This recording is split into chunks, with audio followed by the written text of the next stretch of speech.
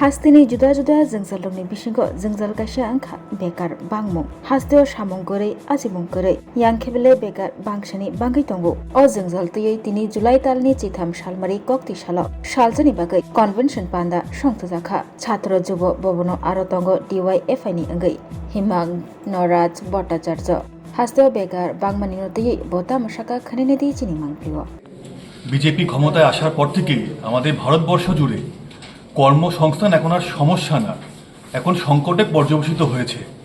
আপনারা জানেন যে দেশ স্বাধীন হওয়ার পরে শেষ 50 বছরে সর্বোচ্চ বেকারত্বের হার এই নরেন্দ্র মোদীর আমলে, এবং ডবল ইঞ্জিন সরকারের কথা বলে বিজেপি। যেখানে যেখানে রাজ্যের সরকারে বিজেপি ক্ষমতায় আছে সেই রাজ্যগুলোর অবস্থা অত্যন্ত খারাপ এই কর্মসংস্থানের প্রশ্নে।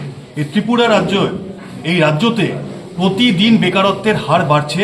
এখান থেকে গ্রাম থেকে একদম শহর থেকেও এখন বাইরে ছেলেরা মেয়েরা কাজ করতে যাচ্ছে, আর দুর্ঘটনা ঘটছে, কফিন বন্দি হয়ে ফিরে আসছে ত্রিপুরার বুকে।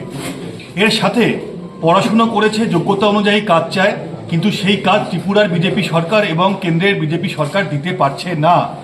এর বিরুদ্ধেই হচ্ছে আজকে আমাদের এই কনভেনশন। আজকে কর্মসংস্থানের সমস্যা এমন একটা জায়গায় পৌঁছে গিয়েছে যেখানে একজন কাজ না পেয়ে আত্মহত্যা পর্যন্ত করতে বাধ্য হচ্ছে। সামান্য 200 টাকা রোজগার করবার জন্য এখন ওই বাইকে গাড়ি চালিয়ে লোকের বাড়িতে খাবার পৌঁছে দিচ্ছে, যার কোনো স্বাস্থ্যের নিরাপত্তা নেই, কোনো রকম কোনো নিরাপত্তা নেই। 10 মিনিটে লোকের মাসকাবাড়ির বাজার পৌঁছে দেবে বলে কোম্পানিগুলো বিজ্ঞাপন করছে। ওই 10 মিনিটের মাঝে মাসকাবাড়ির বাজার বাড়িতে পৌঁছতে গিয়ে রাস্তায় যদি সেই ছেলেটার বা মেয়েটার অ্যাক্সিডেন্ট হয়ে যায়, তার দায়িত্ব কোম্পানিও নিচ্ছে না, কোম্পানিকে নিতে রাজ্যের সরকার বা কেন্দ্রের সরকার বাধ্য করছে না। এর বিরুদ্ধেই হচ্ছে আমাদের ডিওয়াইফাই লড়াই। এই সমস্যা আরও আগামী দিনে বাড়বে, তাই আমরা ডিওয়াইফাই ত্রিপুরা রাজ্য কমিটি আজকে এই কনভেনশনের উদ্যোগ করেছে। আমাদের এখানকার সংগঠনের নেতৃত্বরা এসছেন। আগামী দিনে রাস্তায় নেমে এর বিরুদ্ধে আমরা তীব্র লড়াই গড়ে তুলব, তার পরিকল্পনাই আজকে আমরা আমাদের কনভেনশন থেকে নেব।